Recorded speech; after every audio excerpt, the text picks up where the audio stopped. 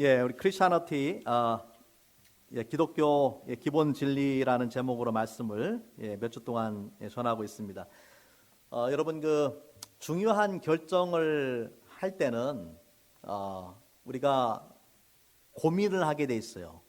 중요한 결정을 할 때는 고민을 하지 않고 그냥 결정하는 것이 아니라 고민을 하고 신중하게 결정을 합니다. 예를 들면은 차를 산다, 새로운 차를 산다. 그러면은 이 차가 값어치가 되는 차인지, 나에게 맞는 차인지, 좋은 차인지, 문제는 없는지 해보지 않겠어요? 또 집을 산다. 집을 사는데 보지도 않고 그냥 사는 사람 없잖아요. 가서 문제가 없는지, 그만한 값어치가 있는지, 로케이션은 괜찮은지, 여러 가지 또 법적인 절차와 문제를 보지 않겠습니까? 결혼을 한다든지, 직장을 잡는다든지, 이 모든 것들 중요한 결정을 할 때는 우리가 신중하게 고려하고 현명한 판단을 해야 되는 것이죠. 자, 우리 인생에서 가장 중요한 결정이 뭐냐면요. 가장 중요한 결정이 뭐냐면은 차를 사거나 집을 사거나 결혼을 하거나 이런 것보다 훨씬 더 중요한 결정이 뭐냐면 예수님을 믿는 거예요. 예수님을 내 마음의 구주로 영접하는 것이 이 세상에서 가장 중요한 결정이에요. 그렇다면은 예수님을 믿기 전에 우리가 복음의 메시지를 정확하게 알아야 되겠죠. 복음의 메시지를 정확하게 알지도 못하면서 예수를 믿는다라고 하는 것은 참된 믿음이 될 수가 없어요. 정확한 정보, 예수님이 누구신지, 인간의 문제가 무엇인지, 인간을 구원하시기 위해서 하나님이 어떻게 준비를 해놓으셨는지, 이 모든 것들을 정확하게 우리가 정보를 가지고 그 문제를 가지고 심각하게 고민하고 그리고 예수님을 믿는 거예요. 그렇기 때문에 제가 몇 주간에 걸쳐서 이 복음에 대해서 설명을 한 겁니다. 많은 사람들이 이 복음을 너무 우습게 여기고 또 복음을 예수님을 믿는다고 하면서도 자기가 뭘 믿는지를 모르는 사람들이 있어요. 그러다 보니까 신앙생활 하면서도 인생의 목적도 태도도 방향도 바뀌질 않는 거예요. 똑같아. 예수 믿지 않는 사람들하고 똑같아요. 여러분 스스로 생각해 보세요. 나는 정말 예수님 믿고 변했는가? 예수님 믿고 안 변했으면요 문제 있는 거예요. 안 변할 수가 없어요. 어떻게 안 변합니까? 안 변할 수가 없어요. 성경에 나오는 사람들의 이야기가 그걸 증명해주고 저 개인적인 경험을 통해서도 저는 확실하게 이야기할 수가 있어요. 예수님을 믿고 변하지 않는다라는 것은 있을 수가 없어요. 그래서 우리가 복음을 정확하게 알고 또 신중하게 예수님 믿는 것을 결정을 해야 된다. 자, 한번 복습을 해보겠습니다. 지난 시간까지 함께 제가 나누었던 말씀 함께 보겠습니다.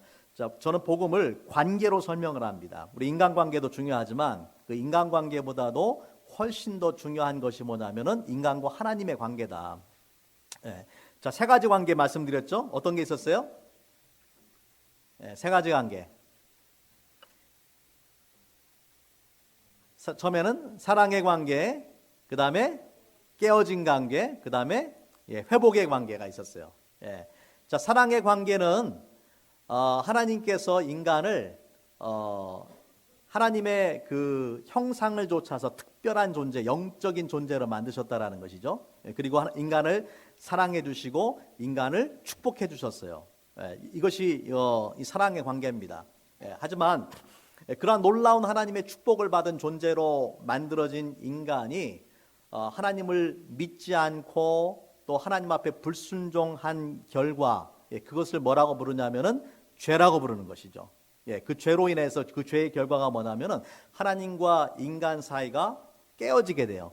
분리가 되게 되고 또 인간은 그 죄에 대한 심판과 영원한 형벌을 받게 되는 것입니다. 이것이 인간이 가지고 있는 문제예요. 인간은 태어날 때부터 죄인으로 태어나서 평생 우리가 하루도 사실 죄를 짓지 않고 살아가는 날이 없잖아요. 우리 인간은 죄인이다. 죄에는 결과가 있다. 그래서 이 죄의 문제를 해결하기 전에는 하나님과 인간의 관계가 회복될 수 없어요. 하지만 문제는 뭐냐면은 아무리 인간이 발버둥치고 노력을 해도 이 죄의 문제를 스스로 해결할 수가 없다라는 거죠. 아무도 스스로 해결할 수가 없어. 내가 아무리 도덕적이고 착하게 살려고 노력하면 할수록 무엇을 깨닫냐면은 나는 안 되는구나. 나는 죄인이구나라는 것을 깨달을 수밖에 없어요. 하지만 감사하게도 하나님께서 이러한 인간의 죄의 문제를 해결해 주시고 하나님과 다시 그 사랑의 관계로 회복할 수 있는 길을 준비해 놓으셨습니다. 그러니까 인간 스스로 할 수 없기 때문에 하나님께서 준비해 주신 거예요. 그것이 뭐냐면 바로 예수 그리스도의 십자가를 통한 구원의 길입니다. 지난 시간에 본 것처럼 예수님만이 유일한 구원자다. 내가 곧 길이요 진리요 생명이니 나로 말미암지 않고는 아버지께로 올 자가 없느니라. 예수님께서 그렇게 선포를 해주셨습니다. 자, 오늘 말씀은요, 지금까지 우리가 배운 이 말씀 앞에 반응하는 시간이에요. 반응하는 시간. 제가 오늘 말씀을 다 마치고 나서 여러분 개인적으로 예수님을 믿고 고백할 수 있는 시간을 드릴 거예요. 이것은 억지로 되는 것이 아닙니다. 복음이라는 것은 안 믿어지는데 믿어지는 게 아니라 믿는 것이 아니라 믿어줘야 믿는 거예요. 이것은 하나님의 은혜의 산물이기 때문에 그렇습니다. 자, 오늘 이제 특별히 함께 읽은 그 에베소서 2장 8절부터 10절 말씀을 통해서 우리가 어떻게 구원을 받을 수가 있는가, 구원이 어떻게 성립되는가에 대해서 먼저 말씀을 보도록 하겠습니다. 여러분, 하나님이 주신 구원이라는 것은요, 이 구원의 길은 너무나 단순해요. 너무나 단순하다 보니까 많은 사람들이 이것을 우습게 여기는 경향이 있어요. 복음을 믿고 예수님 믿고 구원받는 것을 우습게 여기는 경향이 있어요. 여러분, 하나님께서 왜 구원의 방법을 단순하게 만들어 주셨을까요? 네가 뭐 아무것도 할 것이 없어. 십자가에 돌아가신 예수님만 믿으면 돼. 예수를 통해서만 구원받을 수 있어. 왜 이렇게 단순한 방법으로 구원해 주셨을까요? 많은 사람들이 구원받기를 원하니까. 여러분, 구원받는 것이 어려운 과정, 난해한 방법을 통해서 구원받는다라면은 구원받을 사람들이 없어요. 몇 명 없어요.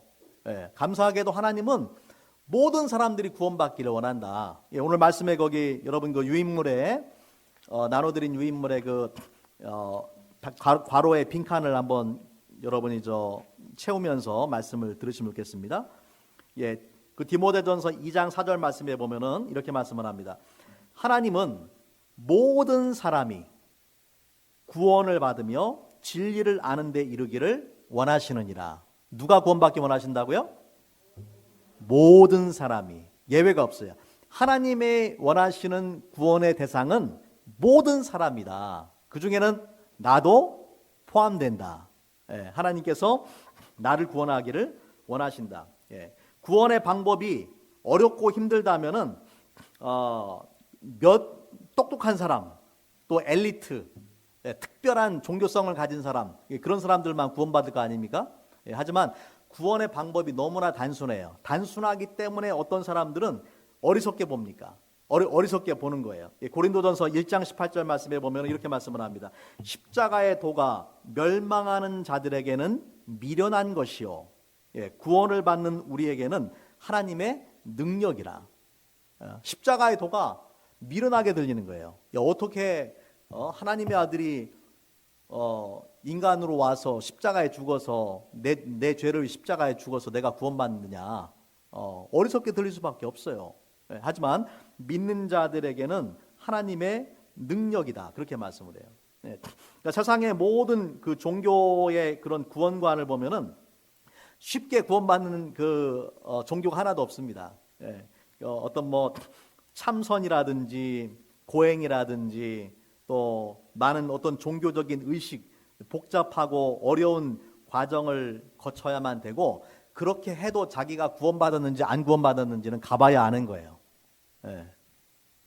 극소수의 사람들만이 구원에 이른다라고 생각을 해요. 특별히 이 동양에는 득도사상이라는 게 있어요. 득도하기 위해서는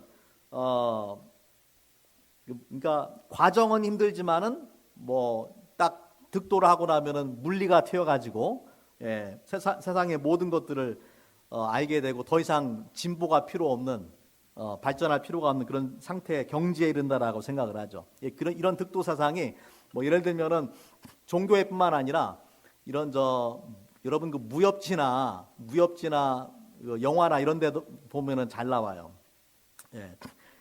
쉽게 이렇게 비법을 도를 전수해 주지 않습니다. 제자로 들어가면은 그래서 뭐 물깃기 3년, 나무하기 3년, 밥 짓기 3년 그렇게 시킨 다음에 이제 가르쳐 주세요 그러면은 더 이상 배울 게 없다. 그만 하사나여라. 그만큼 이 도를 배우기가 힘들고 도를 터득하기 힘들다라는 것이죠. 하지만 기독교에서 이야기하는 이 십자가의 도는 너무나 단순하고 누구나 이해할 수 있는 그런 도입니다. 왜냐하면은 하나님께서 우리를 이제 더 많은 사람들을 구원하기 원하시기 때문에 그런 것이죠. 다만 누구나 이해할 수 있을 정도로 쉽다는 거하고 그것을 믿는다라는 것은 별개의 문제예요. 복음은 단순하고 누구나 이해할 수 있지만은 그렇다고 해서 모든 사람들이 믿는 것은 아니다. 자, 에베소서 2장 8절부터 9절 말씀을 같이 한번 보겠습니다. 여기에는 구원이 어떻게 성립되는지 아주 중요한 제가 볼 때는 성경에서 가장 뚜렷하게 그걸 보여주는 말씀이에요. 너희는 그 은혜를 인하여 믿음으로 말미암아 구원을 받았으니. 보세요. 우리가 어떻게 구원받아요? 은혜를 인하여 믿음으로 말미암아. 여러분 잘 기억하세요. 우리가 구원받는 것은 우리의 구원이 성립하기 위해서는 두 가지가 필요한 거예요. 두 가지가. 첫 번째는 뭐냐면은 은혜가 필요해요. 은혜. 두 번째는 믿음이 필요해요. 이 둘 중에 하나라도 없으면 안 돼요. 은혜와 믿음이 있어야 구원이 성립하는 거예요. 이 은혜가 뭐냐? 이 은혜라는 것은 하나님의 전적인 선물이에요. 그래서 이것은 너희에게서 난 것이 아니요 하나님의 선물이라 행위에서 난 것이 아니니 이는 누구든지 자랑하지 못하게 함이라. 은혜라는 것을 먼저 설명을 하는데 이것은 하나님의 전적인 선물이다. 인간의 행위와 관련이 있는 것이 아니라 하나님이 우리를 사랑하셔서 선물로 주셨다라는 거예요. 자, 그러면 이제 우리가 종종 궁금해하는 게 그거죠. 많은 세상의 종교들이 선행을 강조하잖아요. 선행을 구원의 근거로 삼는 경우들이 많습니다. 대부분의 종교가 그래요. 하지만 기독교에서도 성경에서도 선행을 강조하지만 기독교에서 강조하는 선행은 구원의 근거가 아니에요. 선을 행해서 구원받는 것이 아니라 구원받고 하나님의 자녀가 되었기 때문에 선한 삶을 살아야 되는 거예요. 자, 구원의 메커니즘 한번 보겠습니다. 다시 한번 이제 이 세 가지 중요한 관계를 여러분이 생각하셔야 되는데 먼저 은혜를 인하여 믿음으로 말미암아 구원받는다고 했잖아요. 은혜는 하나님께서 인간의 구원을 위해서 행하신 일이에요. 하나님께서 인간의 구원을 위해서 행하신 일, 특별히 예수 그리스도의 십자가의 대속의 죽음과 부활입니다. 그것이 은혜의 내용이에요. 그럼 믿음이라는 것은 뭐냐? 하나님의 구원의 은혜에 대한 인간의 반응이에요. 하나님께서 은혜로 준비해 놓으신 것을 믿음으로 우리가 반응하고 내 것으로 만드는 거예요.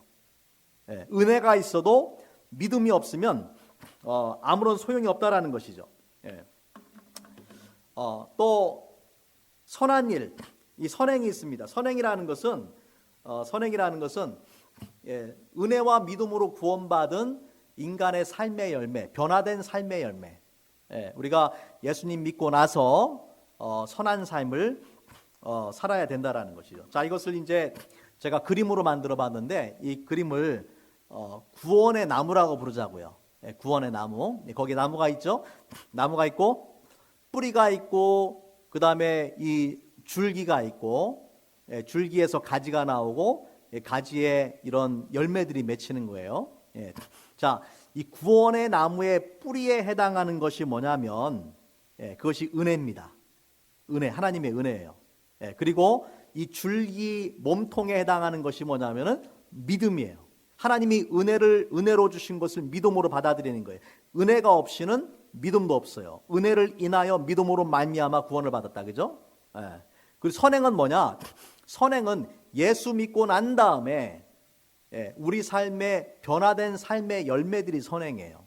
여기서 여러분이 잘 보셔야 되는 게 뭐냐면 선행은 구원의 뿌리가 아니라 뭐다? 열매다. 선을 행함으로 구원받는 것이 아니라 구원받았기 때문에 선을 행하는 것이다. 이것이 기독교를 세상의 많은 종교들하고 구별하는 중요한 원리입니다. 세상의 많은 종교들은 착하게 살면 돼, 착하게 살아야 구원받아. 아니라는 거예요. 내가 아무리 착하게 살려고 해도 착하게 태어나질 않았는데 어떻게 착하게 살아요? 나쁘게 태어났는데. 잠깐 동안 착하게 할 수 있죠. 근데 본색이 또 금방 드러나잖아요. 그죠? 우리 그리스도인들의 선행은 구원의 뿌리가 아니라 열매다. 그래서 먼저 우리가 기억할 것은 하나님의 은혜가 없이는 구원이 성립될 수가 없다라는 사실입니다. 하나님의 은혜, 이제 구원이라는 것은 하나님의 은혜가 99%고 내 행위가 1%로 구원받는 게 아니에요. 100% 하나님의 은혜예요.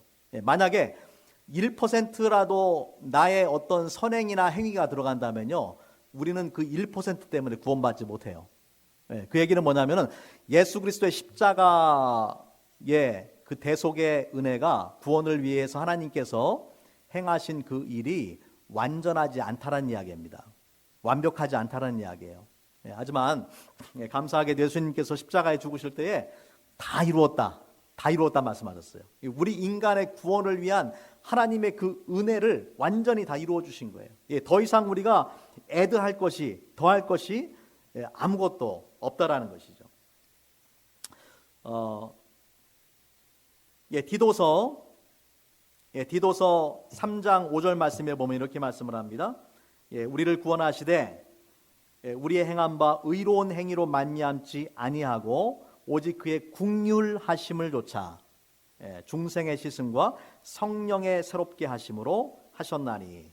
우리의 의로운 행위로 구원받는 것이 아니고 하나님의 긍휼하심을 쫓아서 중생의 시승과 성령의 새롭게 하심을 하셨다. 다시 말하자면 하나님이 우리를 불쌍히 여겨 주셔서, 하나님은 우리를 너무나 사랑해 주셔서 구원의 은혜를 주셨다라는 것이죠. 자, 로마서 11장 6절 말씀에 보면은 만일 은혜로 된 것이면 행위로 말미암지 않음이니 그렇지 않으면 은혜가 은혜되지 못하느니라. 은혜라는 것은 인간의 행위가 1%도 포함될 수 없다라는 것입니다. 하나님의 전적인 구원의 은혜라는 것이에요. 이것이 하나님께서 우리를 위해서 행하신 예수 그리스도의 십자가를 통해서 행해 주신 그 놀라운 은혜입니다. 자, 이제 중요한 것은 그 은혜에 대해서 우리 인간이 어떻게 반응할 것인가 하는 것이 중요한 것이죠. 인간의 아까도 말씀드린 것처럼 물에 빠진 사람에게 손을 내미는 것과 마찬가지예요. 하나님께서 여러분이 다 물에 빠져가지고 이렇게 헤엄을 못 치고 그 물에 빠져 죽어가고 있다라고 생각해 보세요. 나 스스로 헤어나올 수 있는 방법이 없어요. 근데 누군가 와서 여러분에게 손을 딱 내밀어 주는 거예요. 여러분, 이게 뭐예요? 이게 은혜예요, 은혜. 내가 지금 물에 빠져서 죽어가고 있는데 누군가 강력한 손을 내밀어서 나에게 구원의 손길을 내민 거예요. 이것이 은혜예요, 은혜. 믿음이라는 건 뭐냐? 그 손을 붙잡는 거예요. 하나님께서 나에게 내미신 손을 붙잡는 것이 믿음이에요. 아무리 손을 내밀어도 그 손을 붙잡지 않으면은 구원이 이루어질 수 없는 거예요. 하나님께서 모든 사람들을 사랑하시고 모든 사람들이 구원을 받기 원하시기 때문에 이 은혜를 모든 사람에게 주시는데 믿음으로 그것을 받아들이지 않는 사람들에게는 구원이 성립될 수가 없다라는 것입니다. 네. 막스 루카도라는 목사님은 그런 말씀을 하셨어요. 하나님과 인간 사이에 1000발자국이 떨어져 있다면 하나님께서 먼저 인간에게 999발자국을 다가오셨다. 그 999발자국을 다가오신 예수 그리스도를 통해서 다가오신 거예요. 그리고 한 발자국을 남겨놓고 우리에게 손을 내밀어 주시는 거예요. 그게 하나님의 은혜입니다. 우리는 어떻게 돼야 돼요? 그 주님이 내미신 손을 붙잡아야 돼요. 이게 뭐예요? 믿음이다. 여러분 잘 아시겠죠? 어떻게 구원이 성립하는지. 은혜와 믿음을 통해서 우리가 구원을 받게 된다. 하나님께서 우리를 너무나 사랑하셔서 이미 우리가 구원받기에 필요한 모든 것을 이루어 주셨는데 그것을 우리가 마음으로 믿어야 된다. 자, 이 믿음에는 회개가 동반됩니다. 여러분 우리가 복음을 듣고 예수님 믿을 때에 너무나 쉽게 예수 믿으면 구원받는다. 예수님 믿으면 천국 간다. 예수님 믿으면은 우리의 죄를 용서해 준다 하니까 그럼 나도 예수 믿겠다. 믿지는 거 없으니까. 아주 쉽게 생각하고 예수님 믿는 경우들이 참 많아요. 그런데 우리가 성경을 자세히 살펴보면은 이 믿음은 항상 회개를 동반합니다. 회개가 없는 믿음이라는 것은 참된 믿음이 아니에요. 회개와 믿음은 동전의 양면과 같다. 그래서 이 회개라는 것은 한마디로 그냥 잘못했습니다라고 후회하는 것이 아니라 죄로부터 얼굴을 돌리는 거예요. 죄로부터 얼굴을 돌려서 하나님께로 향하는 것입니다. 지금까지 살아왔던 길로부터 완전히 돌이키는 거예요. 우리가 이거를 원어로는 메타노이아라고 하는데 그냥 그 feeling sorry의 수준이 아니고 완전 turn around 하는 거예요. 내가 지금까지 살아온 잘못된 인생에 대해서 그리고 거기에 대해 그것에 대한 무서운 결과에 대해서 애통해하는 마음으로 하나님 앞에 그 죄를 고백하고 그 죄로부터 돌이키는 거예요. 돌아서서 하나님께로 향하는 것이 이게 회개예요. 우리 성경 말씀을 같이 한번 볼게요. 우리가 그 성경의 침례 요한의 첫 번째 메시지도 회개하라, 천국이 가까웠다 라는 그런 메시지였고 또 예수님께서도 마가복음 1장 14절 15절 말씀에 이렇게 말씀하셨어요. 요한이 잡힌 후 예수께서 갈릴리에 오셔서 하나님의 복음을 전파하여 가라사대 때가 찼고 하나님 나라가 가까웠으니 뭐하라? 회개하고 복음을 믿으라 하시더라. 복음을 믿으라 전에 뭐가 있어요? 회개하고 믿으라는 거예요. 회개하고 믿으라. 지금까지 살아온 죄악된 삶에 대해서 애통해하는 마음으로 그 죄를 고백하고 그 죄로부터 돌이켜서 예수님을 믿으라. 회개하고 믿으라.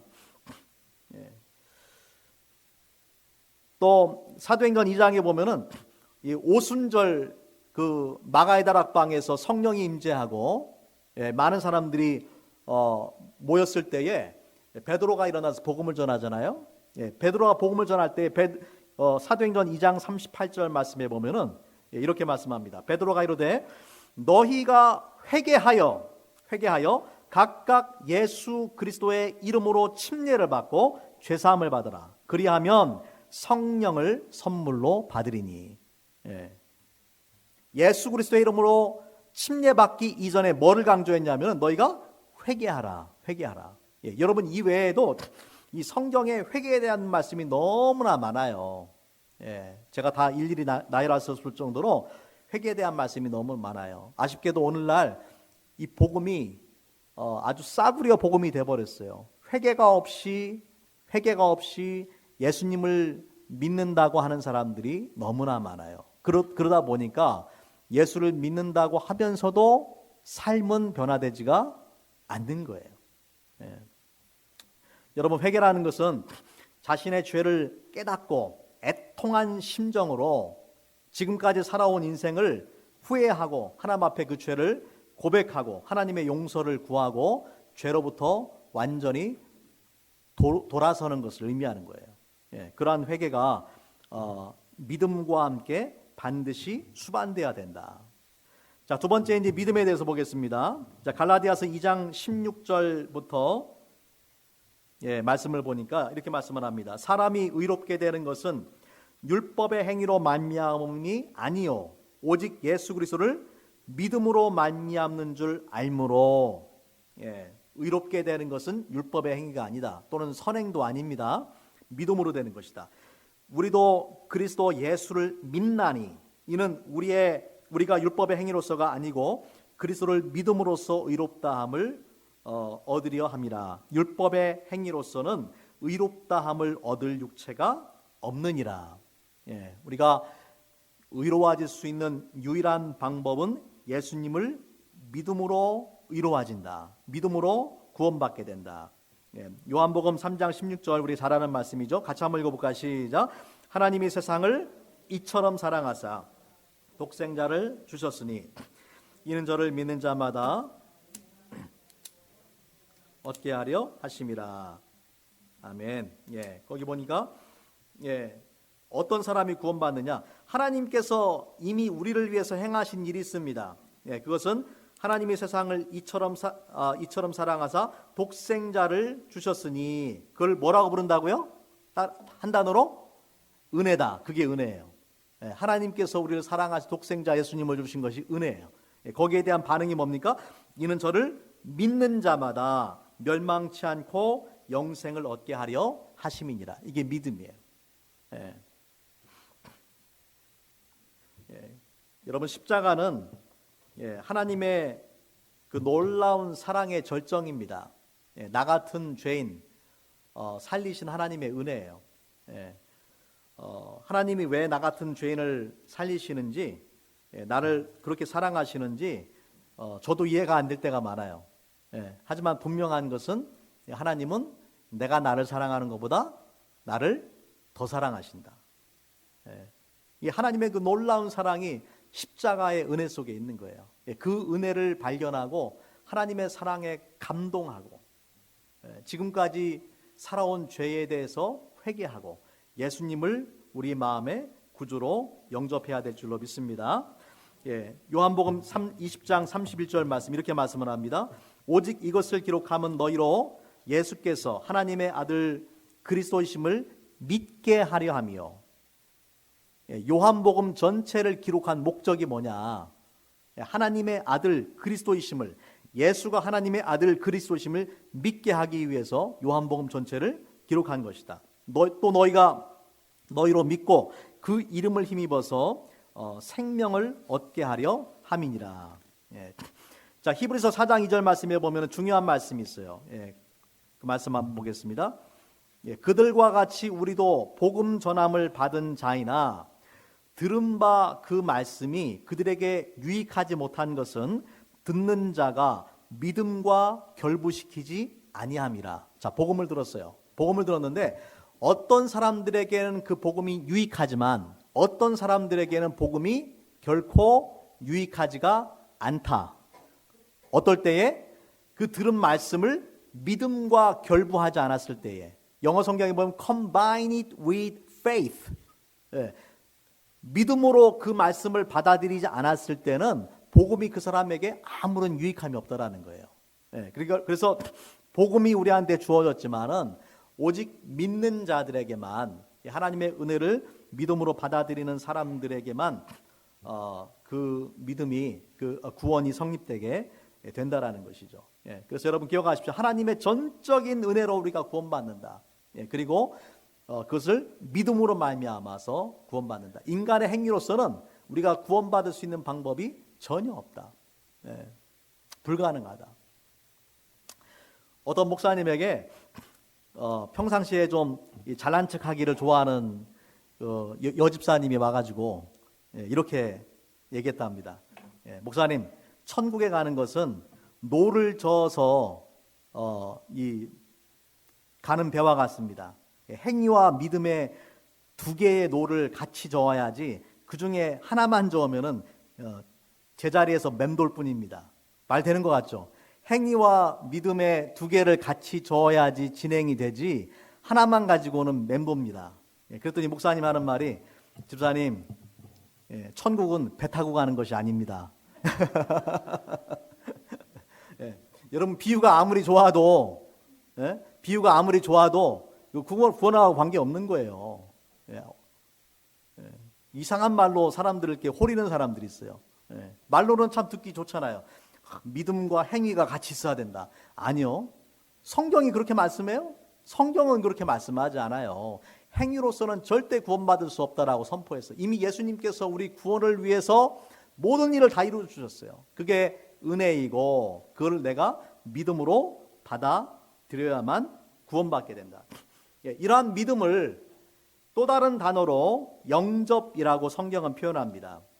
그래서 요한복음 먼저 1장 12절 말씀해 보면은 영접하는 자 곧 그 이름을 믿는 자들에게는 하나님의 자녀가 되는 권세를 주셨으니, 영접하는 자가 어떤 사람이에요? 그 이름을 믿는 자들이다. 어떻게 믿는 자가 되는가? 예수님을 마음으로 믿고서 입술로 고백해야 돼요. 2단계입니다. 마음으로 먼저 믿고 입으로 고백하는 거예요. 이것이 예수님을 믿고 영접하는 거예요. 2단계가 필요하죠. 만약에 입술로 고백을 해도 마음으로 믿지 않으면 아무 소용이 없어요. 보세요. 거기 이제 로마서 10장 9절과 10절 말씀 같이 한번 보겠습니다. 내가 만일 내 입으로 예수를 주로 시인하며 또 하나님께서 그를 죽은 자 가운데서 살리신 것을 내 마음에 믿으면 구원을 얻으리니. 자, 10장 10절 보세요. 사람이 마음으로 믿어서 의에 이르고 입으로 신하여 구원에 이르느니라. 이 말씀에 보면은 마음으로 믿어서 의에 이르고 입으로 신하여 구원에 이르느니라. 이 2가지 단계죠. 마음으로 믿는 마음이 없이 고백하는 것은 아무런 의미가 없어요. 마음으로 중심으로 믿고 또 그것을 우리가 표현하는 것이 중요하다. 요한계시록 3장 20절 말씀, 볼지어다 내가 문 밖에 서서 두드리노니 누구든지 내 음성을 듣고 문을 열면 내가 그에게로 더불어 들어가 그로 더불어 먹고 그는 나로 더불어 먹으리라. 우리가 잘 아는 그 유명한 말씀인데, 이 말씀은 본래는 이 성령께서 교회에게 주시는 말씀이지만 이 말씀은 또 우리 복음을 듣는 모든 사람들에게 주시는 말씀도 됩니다. 예수님께서, 여러분이 그런 성화를 보셨나 모르겠어요. 그림이 있는데 예수님께서 문 밖에서 이렇게 문을 두드리는 거죠. 그런데 문을 열 수 있는 고리가 밖에는 없어요. 안에서만 열어줄 수 있어요. 예수님께서 그 문을 두드리시는 거예요. 마찬가지로 예수님께서 복음을 들은 모든 사람들의 마음의 문을 두드리시는 거예요. 내가 너의 삶 가운데 들어가서 내 인생의 주인 되기를 원한다. 내가 너와 더불어서 먹고 너와 더불어 먹으리라. 그로 더불어 먹고 그는 나로 더불어 먹으리라. 내가 너와 함께 하는 삶을, 너를 떠나지 않고 너와 늘 함께하는 삶을 살길 원한다라고 예수님께서 우리의 마음의 문을 두드리시는 거예요. 여러분 어떻게 해야 되겠습니까? 여러분의 나의 죄를 인정하고 또 예수님께서 십자가에서 나의 죄를 대신해서 죽으심과 부활하심을 믿어야 됩니다.